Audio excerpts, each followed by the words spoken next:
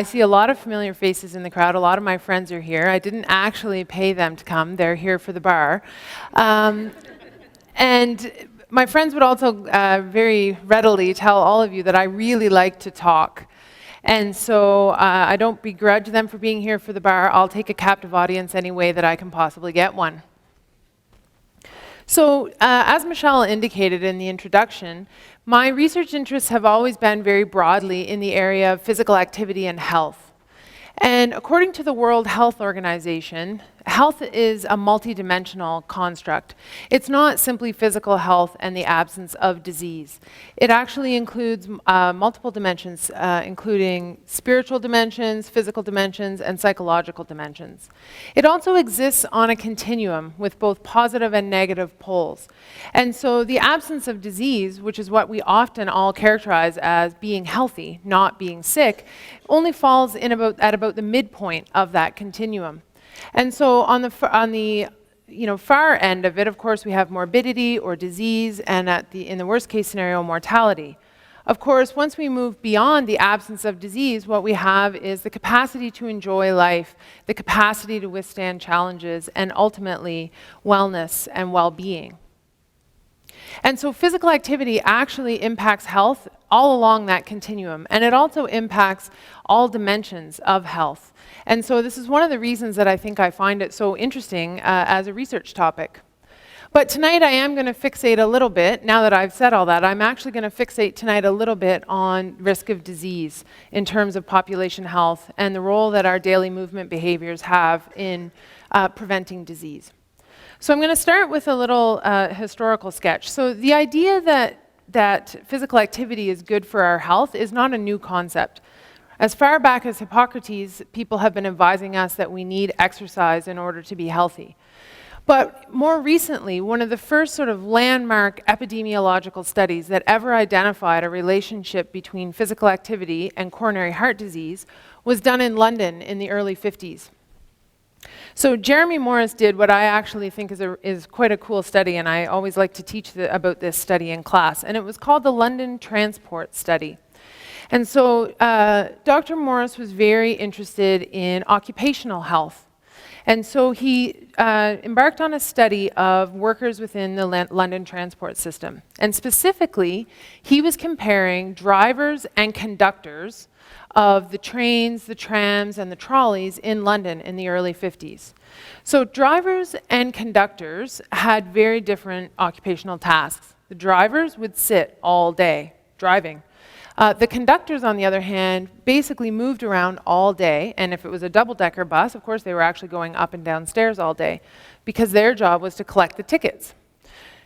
And so what he did is he actually collected medical records for 31,000 employees, male employees of the London transport system, for 1 year, from 1949 to 1950.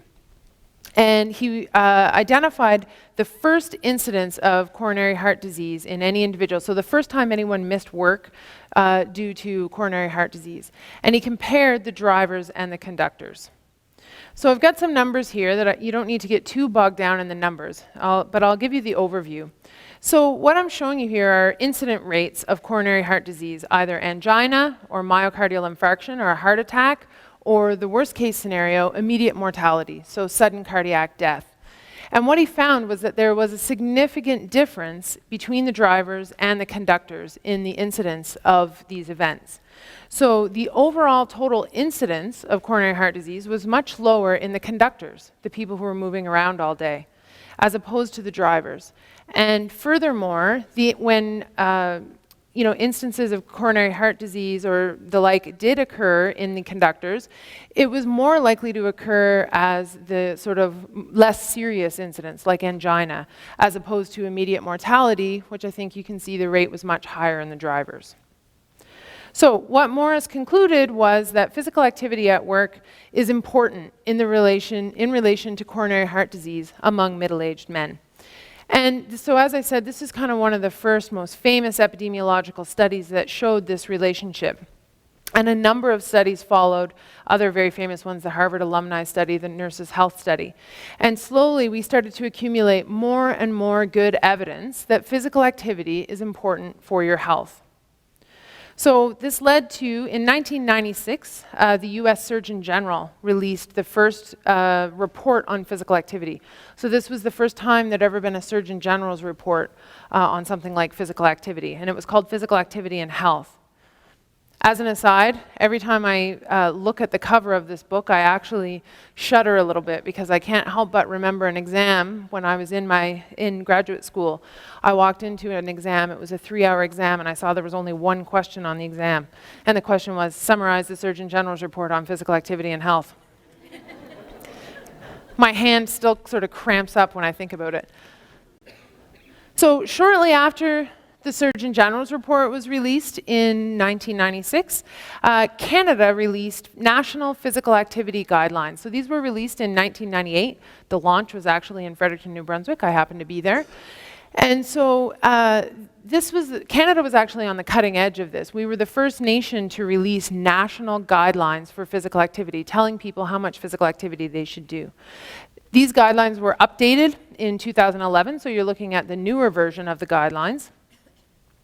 And they suggest that in order to achieve health benefits, adults need to accumulate 150 minutes of moderate to vigorous physical activity a week. And that's in addition to that, bone and muscle strengthening activities should be performed 2 days a week. So we have national guidelines telling us to be active, and actually we have lots of people telling us that we should be active. Some of you might be familiar with this. I've actually just taken a screenshot of a YouTube video that became really, really popular in 2011. So it's done by Dr. Mike Evans, who's a physician in Ontario, who does these YouTube, I forget what he calls them, visual lectures, I think he calls them. If you haven't seen this, how many of you have seen this?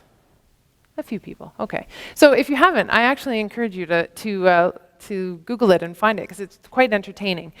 But I'll steal the punchline from you. He talks about the benefits of 30 minutes, getting 30 minutes of physical activity every day. And at the end, his conclusion or his question that he poses to the audience is, can you limit your sitting and your sleeping to just 23.5 hours per day? So I'm going to come back to that point later. There's a little bit of foreshadowing for you. So if you ask people, it seems as though the message is getting out there. So what I'm showing you here are some trends in self-reported physical activity among Canadians. So these are data from the Canadian Fitness and Lifestyle Research Institute, reporting from 94, 95 up to 2008, the percentage of Canadians that report being at least moderately active. So meaning that they at least get 30 minutes, a 30-minute brisk walk most days of the week. And you can see the upward trend since the 90s, and that we're approaching almost half of Canadians reporting that they're at least moderately active. But at the same time that we're seeing this upward trend in self-reported leisure time, physical activity, we're seeing other more alarming trends in terms of health outcomes. So this is from the World Health Organization in 2012, showing the incidence of the prevalence of obesity worldwide. And I'm not sure how well you can see those numbers, but the darker, yellow and orange colors are increasing incidence. And so if we look specifically at Canada, you'll see the number is in the 20 to 25% range. And that is the current estimate, that 25% of Canadians are obese. That number is higher in the US, and you can also see from looking at the map that this is a worldwide problem, not just a North American problem. If we look specifically in Canada and look at another really alarming health trend, we would look at diabetes. So what this graph is showing you is the prevalence of diabetes by age. So not so surprisingly, the risk for developing diabetes gets much higher as we age. But what this is also showing you is the trend for the decade between 1998 and 2008. So the bottom line, the blue line, if you can see that, is the data from 1998. The top line, the green line, is 2008. And so what you can see there is that in that decade, the prevalence of diabetes in Canada doubled. And what's more concerning is that that same doubling happened in each of the past 3 decades. So the rise, and is actually assumed that it will happen again in the current decade. So we're seeing these dramatic and somewhat alarming health trends, and these are expensive in multiple ways. So in 2013 in Canada, we spent $13.1 billion on diabetes. That was the economic cost associated with diabetes. And so I throw that number out there for shock value, but I actually don't think the dollar cost is as concerning as if we consider the cost to quality of life of people that are suffering from diabetes. So it's hard to reconcile our knowledge that physical activity is good for our health, the suggestion that people are being more physically active in their leisure time, with these trends that I've just shown you. So what is going on? Well, there's a couple of possibilities. So one of the issues is that historically we always asked people how active they were. So a lot of our data is rooted in self-report. How much physical activity do you do? Well, with advances in technology, we have new ways of finding that out. And so one way that we can measure physical activity is by using what's known as an accelerometer. So I've got a picture of it there. It's a small device. Think of it as a really souped up pedometer. So it's worn around the waist, the same as a pedometer, but instead of counting steps, it can measure vertical accelerations of the body. It can identify the intensity at which you're moving. It can identify postural transitions, so when you're sitting down, when you're standing up. And it also has memory and can record this information minute by minute or even second by second. So we can get a lot of information about physical activity. And these are being used more and more. I happen to know there's a few people in the crowd who have worn one for me before. So we now use these tools on a much larger scale. So the Canadian Health Measures Survey is a large national study that was done. There have been 2 waves so far, in 2007 and 2009. And they had over 3,000 Canadians wear an accelerometer, in addition to a whole bunch of other measures of health.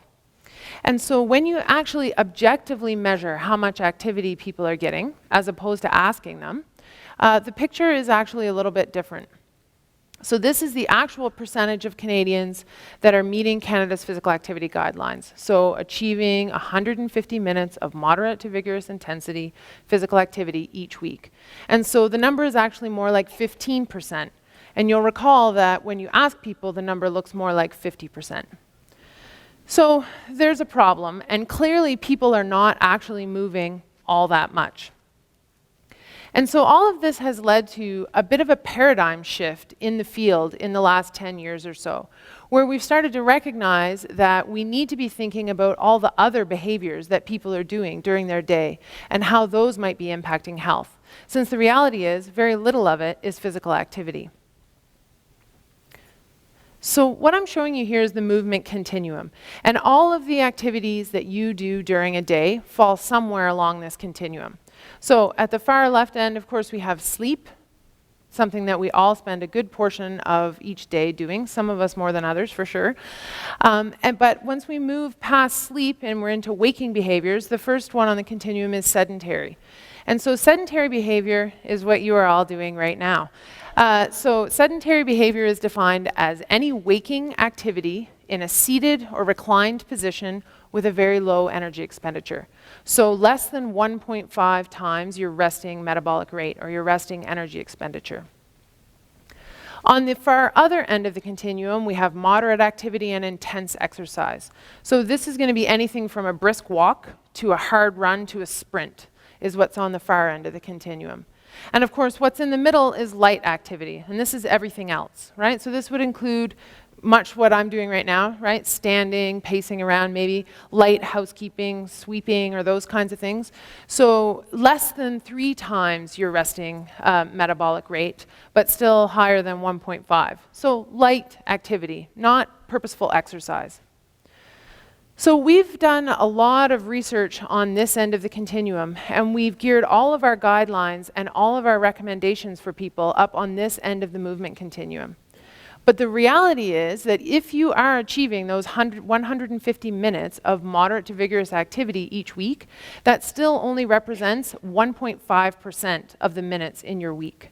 So it's actually a very, very small portion of your time. And as I suggested, we've realized we need to be thinking maybe about what it is that people are doing the rest of the time. And I think most of you probably know what we're doing the rest of the time.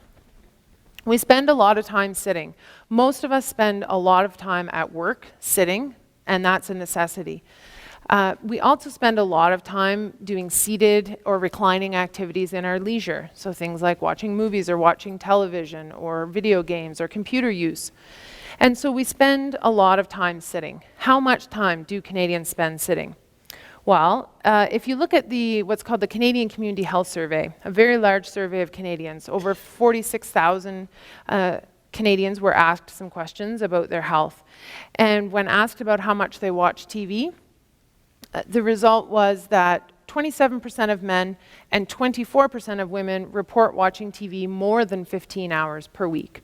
So that's more than 2 hours a day watching TV. And that's just TV. That's not including, and that's in leisure time, I should also add. So that's not including work time or other things that you might be doing in your leisure, like using the computer or video games. So a very high number. So what happens if we use these devices that I spoke of and we measure how much people are sitting? What we find is that Canadian adults spend about 68% of their waking time sedentary. So this is a graph from the Canadian Health Measures Survey again that was published in 2011, showing the number of minutes of sedentary time per day in men and women and in different age groups. And so the gray bars are older adults, the green bars are 40 to 59-year-olds, and the blue bars are 20 to 39-year-olds. And so you can see that there's an increasing trend with age. As we get older, we tend to sit more. But regardless, they're all approaching that 9 to 10 hours a day mark.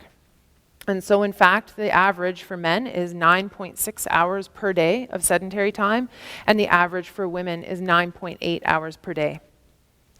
Now, the workplace is often cited as a source of sedentary behavior, sedentary time. So, and as Michelle mentioned in the introduction, I'm particularly interested in aging from a research perspective.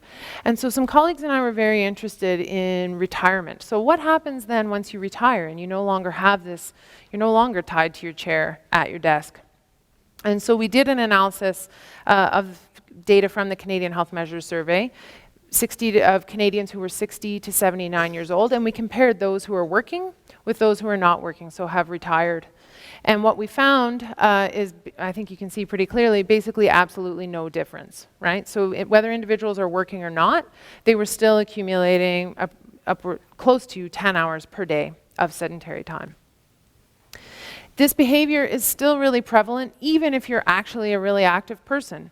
So we also compared individuals on the left-hand side there who meet Canada's physical activity guidelines, so who were getting at least 150 minutes a week of activity compared to those who were not. Not so surprisingly, people who aren't physically active get more sedentary time, but even the active individuals still accumulate 9.3 hours per day of sedentary time. And then my final example is a local example. So this was a study I did of some older adults in Lethbridge, a much smaller sample. So 50 older adults in Lethbridge wore an accelerometer for me for a week. And these were very active older adults. They were recruited for another reason, and I was looking for active people. And so they actually accumulated 68 minutes per day of physical activity, which far exceeds the guidelines. So these were very active individuals, and still they accumulated 8 hours per day of sedentary time.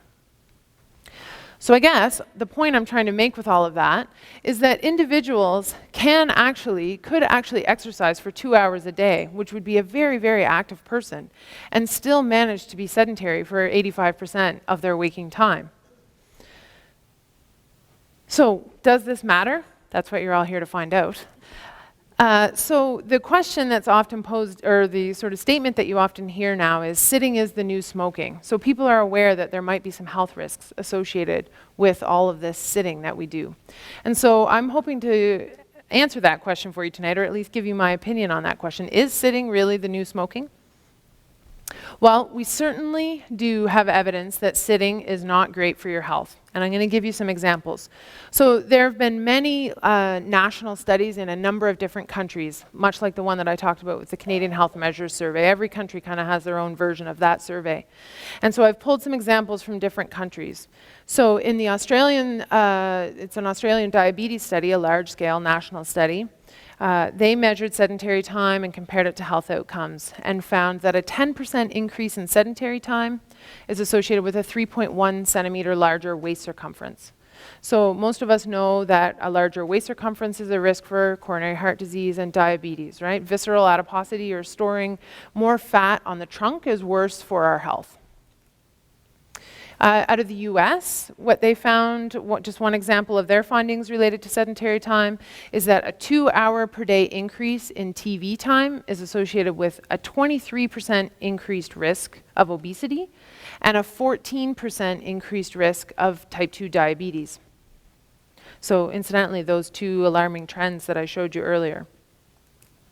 In Canada, an example of sedentary impact on health from the Canadian Health Measures Survey is that each additional hour per day of sedentary time was found to be associated with a 3% higher insulin level in the blood. So this is a suggestion that higher insulin is bad, right? Suggests insulin insensitivity, which is the first step towards developing diabetes. So those are all cardiometabolic outcomes, and I could give you more and more examples, but they only actually let me talk for about 45 minutes. But there are also musculoskeletal outcomes, health outcomes, that are impacted by health, and I'll just give you, or impacted by sedentary time, and I'll just give you one example. So bone mineral density, something we all know, we all hear about in terms of exercise being good for building bone. While Chaston et al., and so this is from data from the US again, from the NHANES, their large national study that they're doing, found that more time spent sedentary was associated with lower bone mineral density of the femur in women. This wasn't true in men, but it was significant in women, which of course is of concern because women are at greater risk for osteoporosis. They also found that the strength of the association was comparable to the effect of smoking, which is a known risk factor for the development of osteoporosis. So these results are both statistically significant and they're also clinically significant. And so if we consider both cardiometabolic health and we consider musculoskeletal health, and we put it all together, what happens to overall survival rates with sitting time? And so again, I have some Canadian data here. So these are results from the Canada Fitness Survey from 1981 to 1993. So 17,000 men and women between the ages of 18 and 90 were followed for that 12-year period. And their overall all-cause mortality rates were recorded. So in other words, anyone who died from any cause in that period was recorded. And so what I'm showing you here, on this far axis, you have cumulative survival. So what proportion of the group is surviving at the end of the 12-year mark.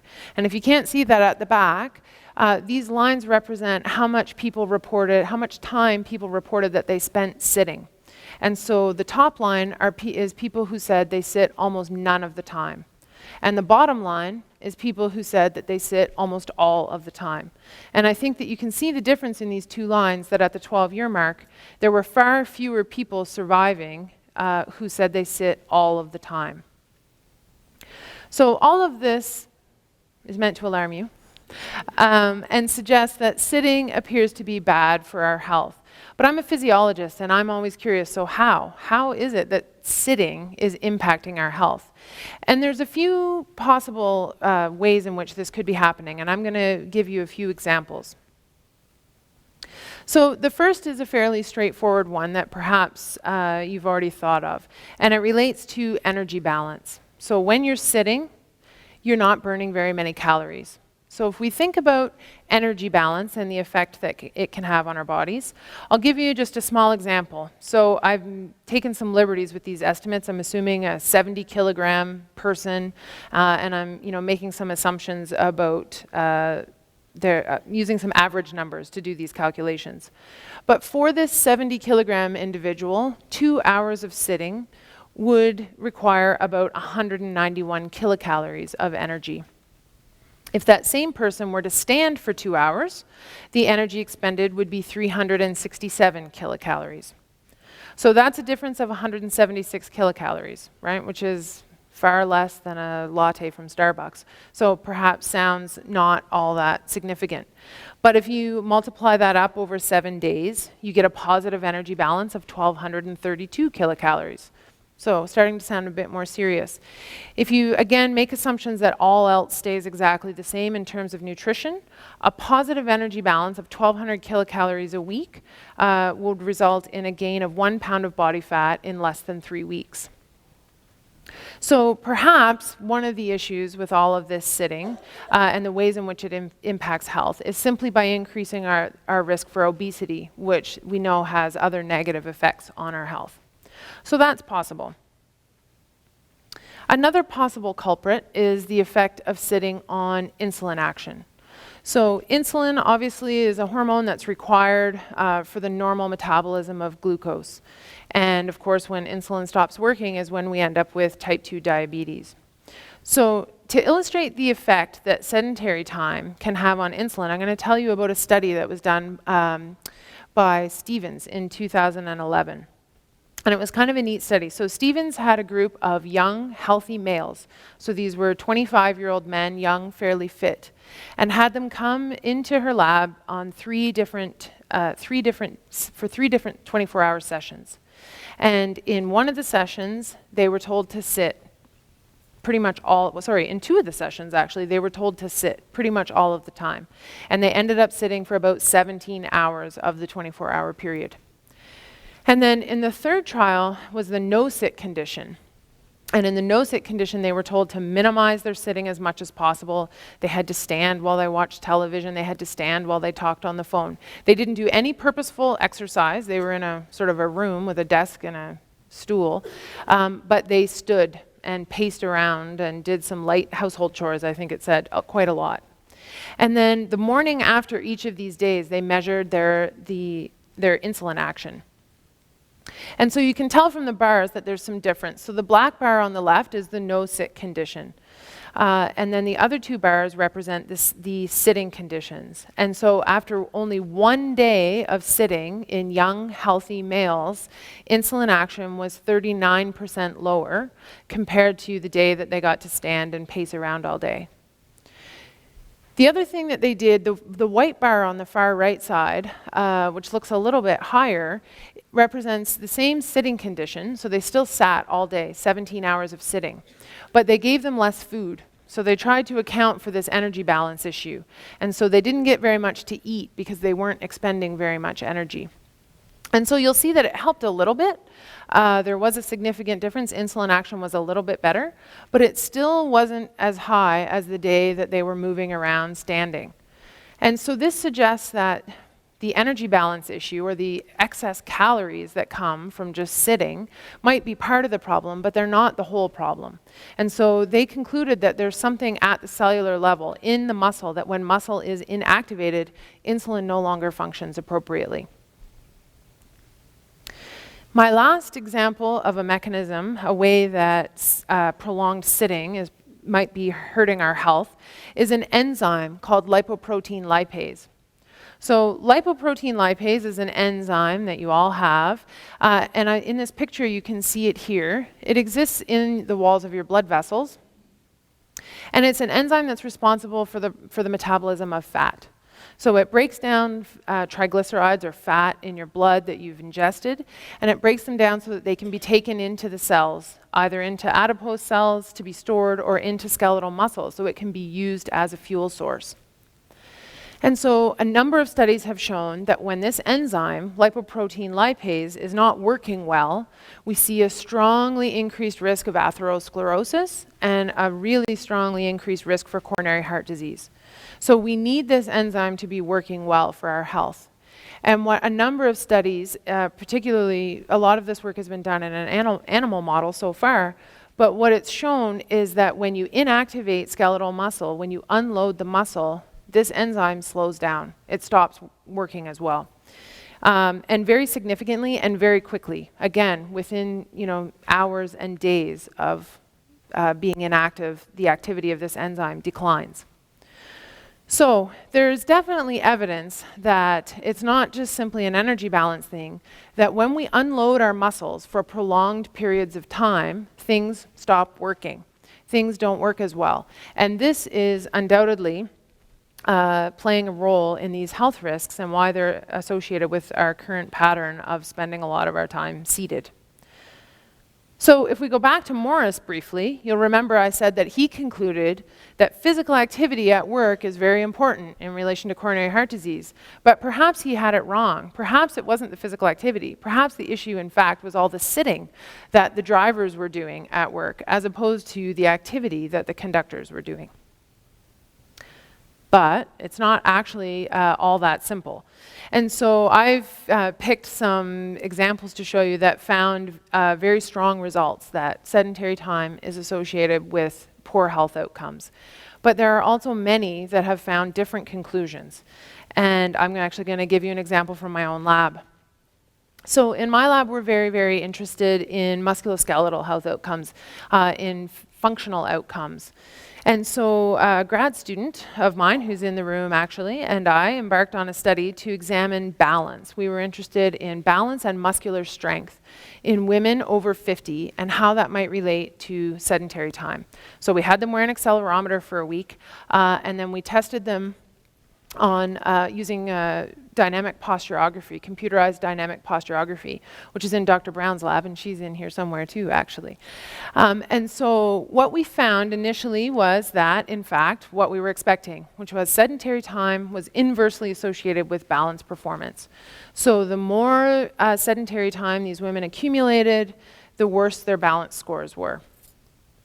But once we adjusted for confounders and accounted for how much physical activity they were doing, the relationship disappeared. And what we ultimately concluded and had to conclude was that physical activity was, in fact, the most important factor for balance performance in this group of women. So what does this mean? Well, this tells us that physical activity is still important. And so there are a lot of mixed results like this in the field. And part of the issue, I think, comes from the way we've been studying this problem, which is by looking at these behaviors very much in isolation. So we look at the effects of physical activity while controlling for sedentary time, or we look at the effects of sedentary time while controlling for physical activity. And the reality is that these behaviors interact. There are only 24 hours in a day. And so clearly, when one behavior changes, it has an impact on the other behavior. It has to. So one of the questions that I posed a question in my, my summary for this presentation that said, you know, is a few minutes of purposeful activity enough? And I know that's why you're all here, is because you wanted to know the answer to that question.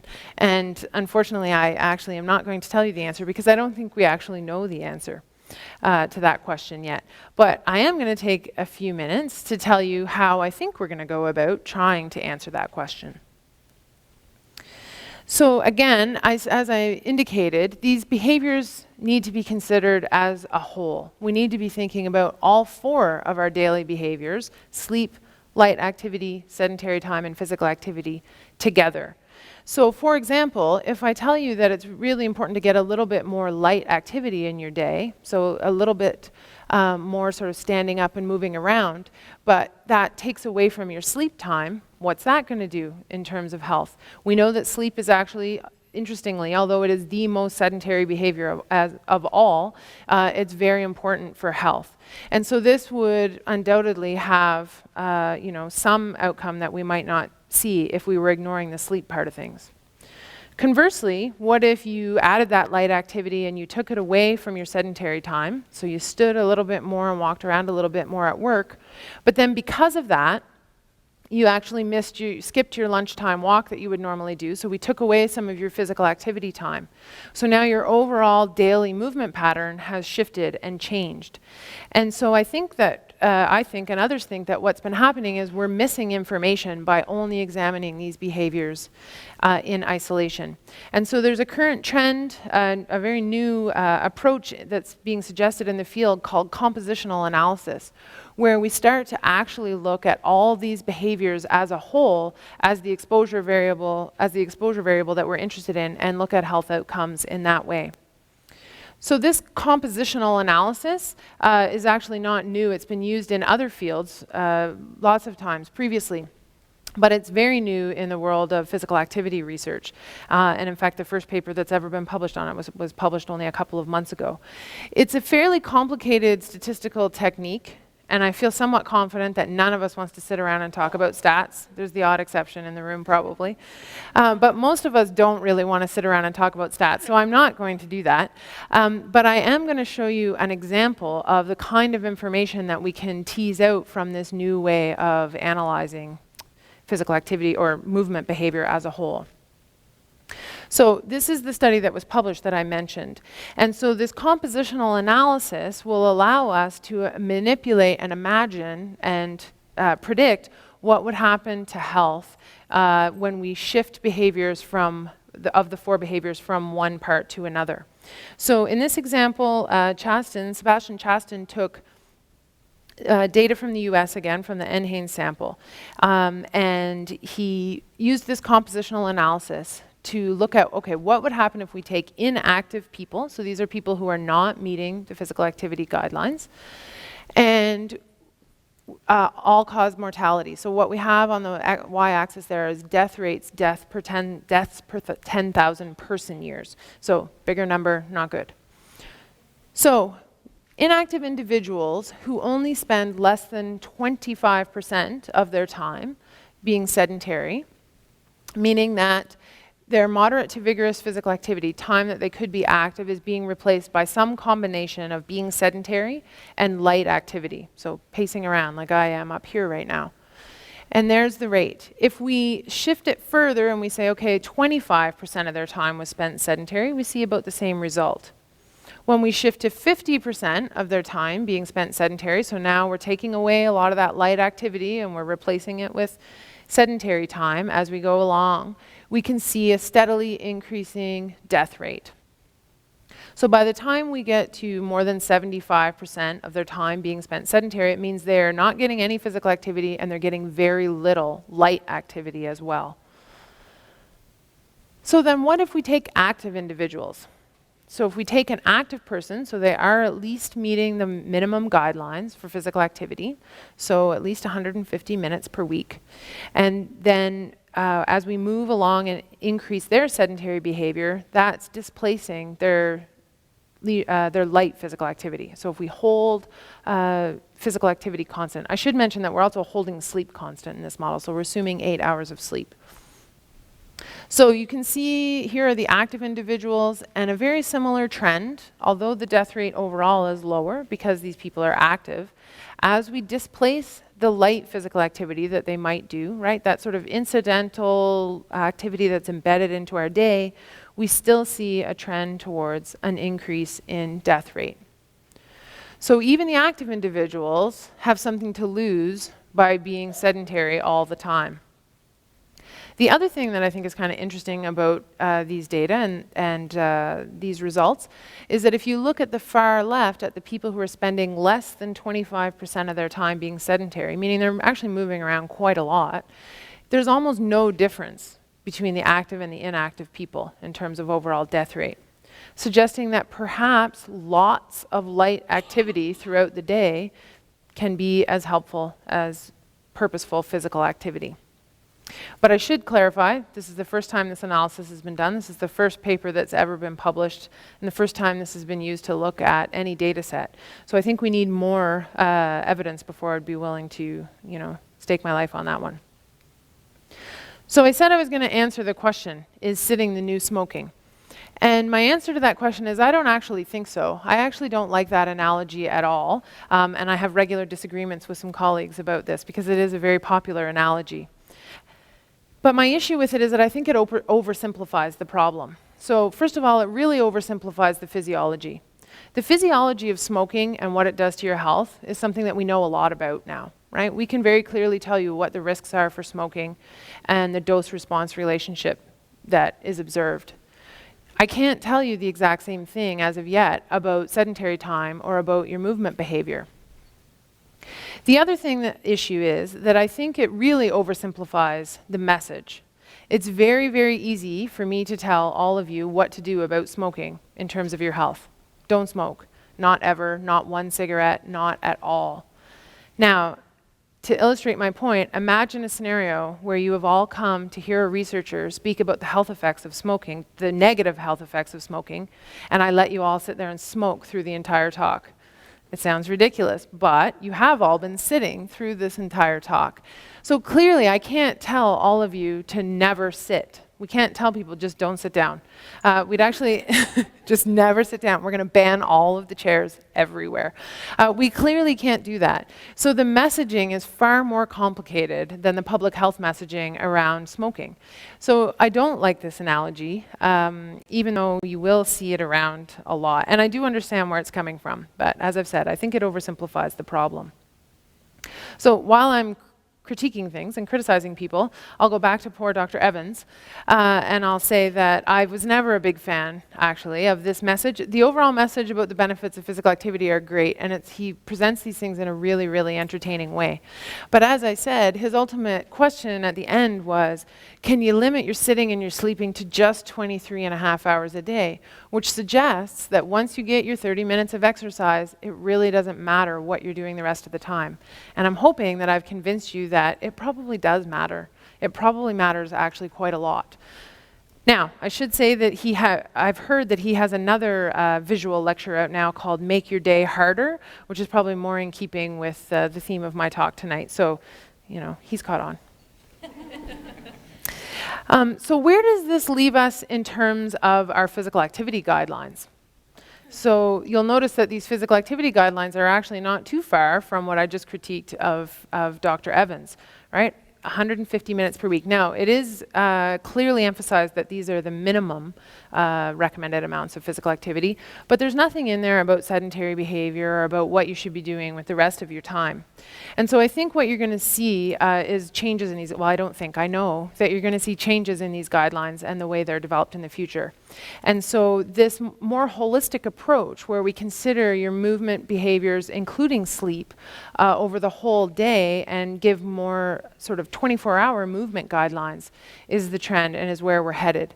And in fact, the children's 24-hour movement guidelines are actually being piloted right now and should be released within the next year, I would say.